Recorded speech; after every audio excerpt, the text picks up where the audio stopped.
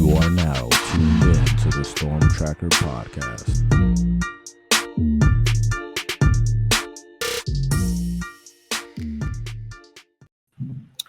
All right, it's the Storm Tracker podcast live from the ACC Tournament here in Greensboro. And I'm joined today again by Conor O'Neill, who also runs the Duke site, just like he runs the Wake Forest site. Unfortunately for Conor, unfortunately for me, I get to stay another day here because the Hurricanes defeated the Wake Forest Demon Deacons yesterday just by 2 points, man. It was a game that Miami was in control of pretty much for the entire second half, and then all of a sudden Appleby starts hitting shots, and Wake almost pulled out the victory with a last second shot. Your take on that game and just kind of how it unfolded. I thought it was kind of Wake pushed the envelope a little further than the game down in Miami between those two about 3 weeks ago now. I feel like that was a game that Miami got up. I don't know if it ever got to 20, but it was definitely between 15 and 19. Right. And I made the observation then, I think I mentioned it yesterday on the pod, like Miami is a team that when they get up on you, they will let you score because they know they're going to score and they're going to get out and run. And to me, like, it's kind of a nitpicking criticism. Like they do a lot of good stuff to get up in games, but they just don't finish teams because they're lacking on defense a little bit. So I kind of felt like if some of Wake's shots were going to fall, they could make a game out of it. And it also it doesn't get nearly as dramatic as it was without some free throw misses. That always helps. I think there were 2 front end 1-and-1 misses during the last minute. So and Wake has their own free throw. They were 7 for 14 after going 12 for 12 in their first game against Syracuse. Anytime you lose by 2 and you look at your free throw percentage and it's 50%, that's always going to be a crippler. Yeah. And how about, if Cam Hildreth gets off his half-court shot going into halftime 0.3 of a second earlier and it goes in, then Wake doesn't need to try to make a half-court shot to win the game. Right. It was scary for myself and every Hurricanes fan watching it because it was literally how the last 2 games ended up. Except for the first one, it actually went in against Florida State, and it was the same situation. I think the game against Florida State, Jordan Miller missed the front end on a 1-and-1, and against Pitt, it was Norchad Omier who missed a front end on a 1-and-1, and now Wooga Poplar in this game. So I left it thinking like, wow, this team struggles to really close games out in high pressure situations, and I hope it's not a situation like that for Miami Hurricanes fans tonight against Duke. Duke obviously a really tough opponent, and it's the 3rd game of the season between the 2 teams, and both of those 2 games went very differently. The first game was a close one that Duke kind of pulled away in the end in Cameron Indoor, and then Miami just blew the doors off of them down in Coral Gables. So this game should be an interesting one. I'm guessing it's going to be a close game just based on how Duke has played in the last few matchups. They're one of the hottest teams in the entire country, and then Miami, it's tough to outscore Miami. And Miami has the horses to run with anybody. So how do you think this game turns out? Is it going to be another last second heave by Duke here? So the first thing I want to mention is it's a double-edged sword for Miami. Like Duke is not that great of a jump shooting team. and they came out and made 11 of their first 21 threes against Pitt yesterday and looked like an offensive juggernaut. And we have not seen that from Duke really all year against a quality opponent. And so I came out of the game. I might have mentioned to you when I came back in the press room. I mean, if Duke is going to make threes, along with all the other things they've done in the last 3 to 4 weeks, they're one of the best teams in the country. Throw out the rankings, the seed lines, the record of what they did in November, December, January. Like if that's the way they're going to play, they're a contender to get to Houston. Yeah. Now, granted, like we went into the locker room, and one of the go-to guys for me with Duke is Ryan Young, their graduate transfer from Northwestern, and I posed it to him as just like this. What is this team ceiling if you can shoot like that? And he's like, yeah, I mean it's unlimited, but also that's probably not repeatable for us. It's just unrealistic to expect a team to all of a sudden hit 50% of their threes when they haven't come close to doing that in most of their games this year. So maybe it's a good thing for Miami. Maybe Duke used all their threes yesterday. Maybe it doesn't carry over. The other side of that sword is maybe Duke stays hot. Maybe if Duke comes out with the same kind of offensive firepower, man, this is the first game was 68-66. The second one was 81-59. We might see both teams get to the 80s or 90s if Duke is scoring like that again. Yeah, that's actually how I anticipate this game to be. And you can, agree or not here, but I think these are the two best teams in the ACC. They absolutely are. Yeah.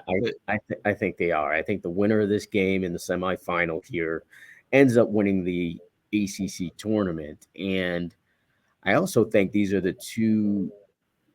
You alluded to that. Duke has a great chance to get to Houston, and I think Miami has a great chance to get to Houston as well. And I think they're the only two teams that legitimately, for me, that have a legit shot to get to Houston. Virginia, I think, fundamentally sound team, but I don't think they have the offensive firepower to really kind of, sustain consecutive wins in the tournament, because you need a lot of things to kind of go your way to be successful in March Madness. You need good guard play, which both Duke and Miami has. You need a presence inside, which both Duke and Miami has with Filipowski and others, and Miami with Norchad Omier. And you need multiple guys. You need multiple guys that can score in multiple different ways, with both teams have here. So they have the formulas to really make a deep run in March. And I think we're going to see tonight just how good the ACC champion is. Yeah, I've been kind of formulating. I kind of hate that this is where my mind goes, but I've been formulating like pregame tweets to send out and get people ready. And one of the ones is like, this is the game that this is the undercard. If it's a boxing match, this is the warm-up game, but this is the main event. Like the undercard is the main event. And the ACC is going to go from, all right, let's see these teams duke it out, to in a week or maybe less, where the ACC and fans are going to be looking at these two teams as like, carry our ACC banner, like have a good NCAA tournament, so we can say for the second year in a row, the ACC was an underrated league. Look at how good our teams do in the tournament. And I think these are I'm with you. Like, I think these are the only two teams in the ACC that are capable of getting through a second weekend. They're also, they've shown chinks in the armor too. Like they're both capable of getting upset in the first round. And definitely the ACC's perception means that their first round games are going to be a whole lot harder than the top teams that are coming from the Big 12, the SEC, and the Big 10.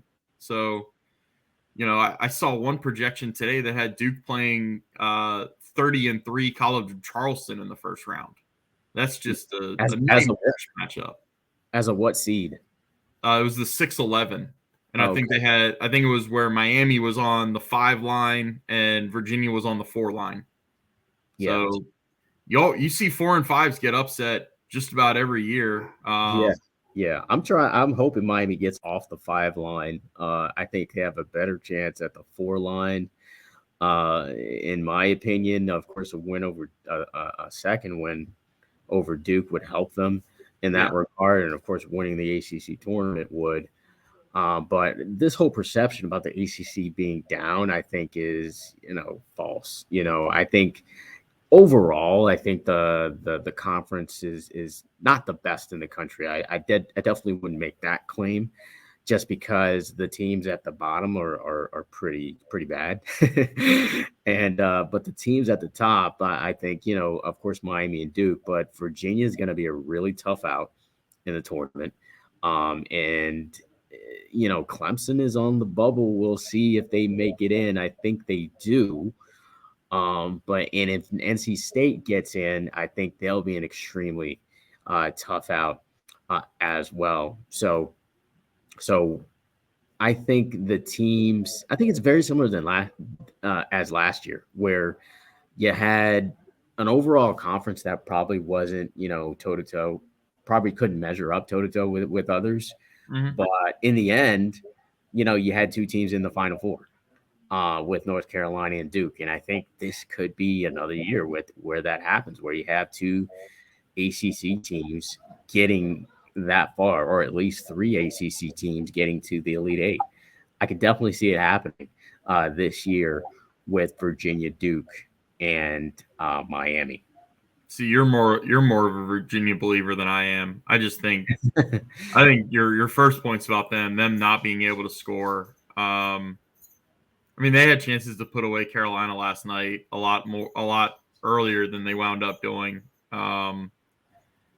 It's kind of a typical Miami, or not Miami. It's a typical Virginia team that, when you don't have NBA players, when you don't have a DeAndre Hunter and what was the shooting, Kyle Guy, Yes. and the point guard's name is blanking. But anyway, when you don't have those guys, it's a drag them out. It's so dull to watch. It wins games against inferior opponents, but you can also beat them inside out. I mean, I look at the way Duke played at Miami was that Monday night game after they had a huge win against Carolina. And 2 days later, they're on the road and they get just pummeled at Miami. That was probably the lowest point of the season for Duke. And Duke had a players only meeting. They've referenced it several times in the last couple of weeks as like that was their come to Jesus. Let's all get on the same page here. We know who we are. We know who we're not. We need to get this in order to make a run. And then they went to Virginia, and in a game that everybody kind of thought they were going to get blown out, they should have won. And the ACC that's the game that the ACC admitted fault, that Kyle Filipowski should have been shooting free throws with no time on the clock and a tied score. Man, I mean, Duke looks a lot better now, and Duke played a lot better in that Miami game. Or again, Duke played a lot better in that Virginia game. Duke still turned the ball over 22 times. Yeah. And went to overtime and lost at Virginia. Like, how do you turn the ball over 22 times in a game and still have a chance to win it? Yeah, that's pretty crazy. But yeah, so what you just mentioned is definitely going to be a factor. Duke is going to be highly motivated because they were embarrassed down in Coral Gables. The word in the locker room that was used yesterday was they were punked. They were punked. Wow. Well, bringing it back to Ashton Kutcher. I don't know. I think he may be too young to even know. Yeah, I think there were the freshmen saying it too. It was Mitchell and Lively, but they used the word punked. That is interesting that they would use that word. But I would agree. They were. Yeah. They certainly were. I mean, it was a fun day for Hurricanes fans down at the Watsco Center. I mean, you had 4 guys in double digit figures that night, and that is what is going to be needed tonight. It can't be an Isaiah Wong show. It can't even just be a Norchad Omier. You're going to have to. And Norchad Omier didn't even, well, not Norchad Omier. I meant to say Nigel Pack did not have a big game in that game. Right. He only had 5 points. It was, Jordan Miller, Wong, and Wooga Poplar who kind of stepped up. So you're going to need a fourth guy. You're likely going to get what you're going to get with Wong, Miller, and Omier. So it's going to be Poplar. I always mess that up sometimes. I think that's natural. I've done it a couple times looking at his game. Yeah, Poplar and Pack that have to kind of step up in this game for Miami to win, because this is gonna be a pro Duke crowd, man. It's out of all the crowds, I think you probably can speak on this a little bit better than I can, but that game against Pittsburgh, I think there was the most energy in the arena. Was for that game, and it's going to be even more. It's going to be even more intense for this game. So Miami will have to battle the elements, so to speak, to get this one, because this crowd is going to be pro Duke. And this is the part of tournament basketball that I love, not coming from a side of wanting this for Duke, but the aspect of both Carolina and NC State lost last night. So you're going to have, if either one of those had won, it would have been probably a 40%, and then 20% the other two teams with Duke and whoever. If one of those had pulled out against Carolina against Virginia and NC State against Clemson. But with there being no Carolina and no NC State, it opens the door for a lot more Duke fans to kind of circulate and say, all right, hey, we've got to, it's Friday night. Nobody's working tomorrow morning. It's the early game. It's 7:00. There's going to be a pretty sizable Duke crowd. I don't know if they'll get over 50% of the building, because you still got, you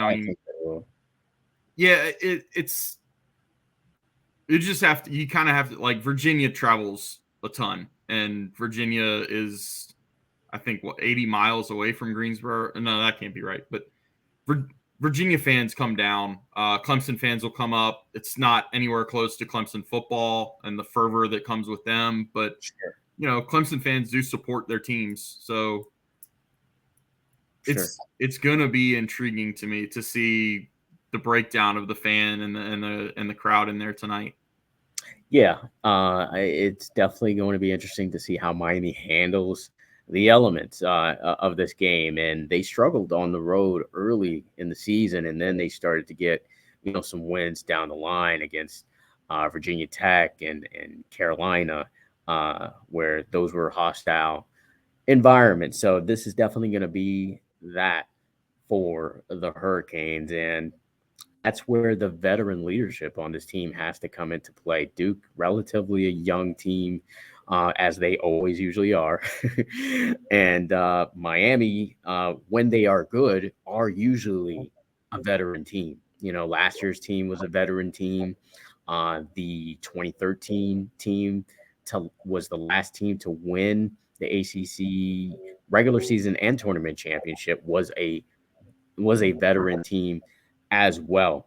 So this is where that veteran leadership has to come into play, although we haven't really seen it in the last couple of games, because they kind of folded like they were some youngins out there, or almost did in the last 2 games. But you kind of want to see your leaders kind of step up here, and your leaders are, Jordan Miller and of course Isaiah Wong, to really kind of step up and lead this team. So how do you think this turns out, man? I actually didn't even look at the line yet. Okay, so it's Miami -3. Wow. Miami -3. So it's almost like they're at home, which I think is kind of odd. I would say that this would be a pick'em game. If I had to guess, I would think it'd be a pick'em game.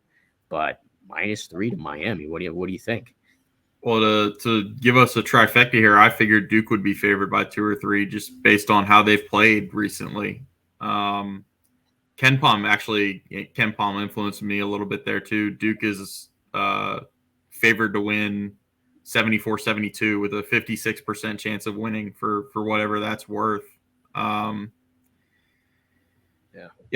think it'll be tight. I'll preface that with I thought Duke's game against Pitt was going to be tight, and that was hold on. Sorry, let me stop you and correct myself on that. I was actually looking at the previous game against Miami and Duke. So let me correct that. It's Duke minus 2.5. So that sounds more right. And you were almost right on. So you may want to go and put in a wager right now. I don't know if Duke is going to. I mean, man, I've been such a fan of Jim Larrañaga for 10 years now. And I've been such a fan of Isaiah Wong for 3 years now. So yeah, I can't bet against that team. They've been pretty close to my heart as a casual observer of the rest of the ACC. But yeah, look, Duke is very motivated in this game. Like Duke made a big deal in the regular season. They lost games early at Wake Forest, at NC State, and at Virginia Tech. And they got all 3 of those on the back end at home and beat all 3. And it was a big thing for them that it was kind of a redemption tour. And then tied into the redemption tour is, Carolina did what they did to Duke at the end of last season, and then Duke swept both meetings this year. That ties in. Now it's kind of a rejuvenated postseason redemption tour. Even though they got Miami the first time, they feel like I said, they feel like they got punked and embarrassed down at Miami. One guy, Mark Mitchell, even said he felt like he was in the middle of a Miami party in a celebration. Like that game just turned into it was. Yeah, it just turned into a Miami celebration, and Duke was just standing there in the way sometimes. They do not want to feel like that again. They're highly motivated, and that can work for or against a young team. Like they can come out and be really emotional and pick up a bunch of early fouls and cheapies, or they can be shooting, when you get your adrenaline pumping, sometimes your shots are a little bit longer. That can happen to them, or they can come out and play really good basketball the way they did yesterday. I'm really interested to see how this plays out, and I'm glad. Yeah, I am glad it's the 7:00 game, so we can actually get out at a decent hour too, and have some time to digest what we see tonight. Right, exactly. Same here. One more key for me, for Miami would be Norchad O'Neill. Man, he has to stay out of foul trouble. I think if he gets into foul trouble and he gets over aggressive, which he tends to be at times, then this game's over. this game's over in a landslide because I tweeted this out last night, and I could have said this about Norchad or Mir as well, that Isaiah Wong won the ACC Player of the Year, but Jordan Miller is probably the real MVP of the team. Yeah. Because he just does so much. He's the glue guy for this team. He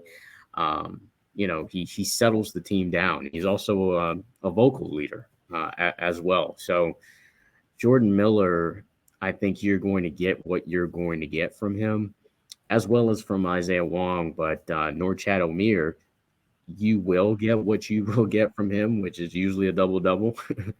But if he gets out of foul trouble, this game's over with, because obviously Duke is the bigger team.